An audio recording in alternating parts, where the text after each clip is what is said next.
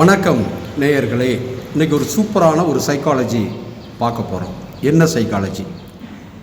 நாம் நம்ம கட்டுப்பாட்டில் இருக்கோமா இல்லை அடுத்தவங்களுடைய வார்த்தைகளில் கட்டுப்பட்டு இருக்கிறோமா அப்படிங்கிறத பார்க்க போகிறோம். எப்படி இப்போ நம்மளை யாராவது ரொம்ப பாராட்டி புகழ்ந்து பேசுகிறாங்க, உடனே நம்மக்கிட்ட ஏதோ ஒரு சக்தி இருப்பதாக ஒரு செயற்கையான ஒரு பெருமை ஏற்படுகிறது. அப்போ நம்ம ரொம்ப பவர்ஃபுல்லாக ரொம்ப எனர்ஜியாக ஃபீல் பண்ணுறோம்.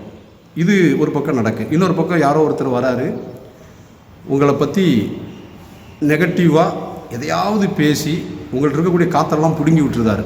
அப்போ எல்லா காற்றும் போய் தோண்டு கிடக்கிற மாதிரி ஒரு ஃபீலிங் வந்துடுது.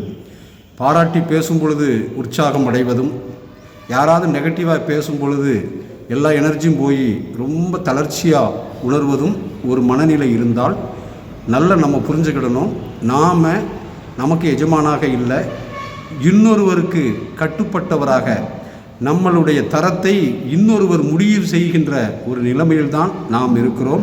அவர்களின் கட்டுப்பாட்டில் தான் நாம் இருக்கிறோம். நன்றாக புரிந்து கொள்ளுங்கள். பாராட்டி பேசினாலும் நெகட்டிவாக பேசினாலும் இது ரெண்டிலுமே மிதப்பதற்கு கற்றுக்கொள்ள வேண்டும், மூழ்கி விடக்கூடாது. வணக்கம் நேயர்களே.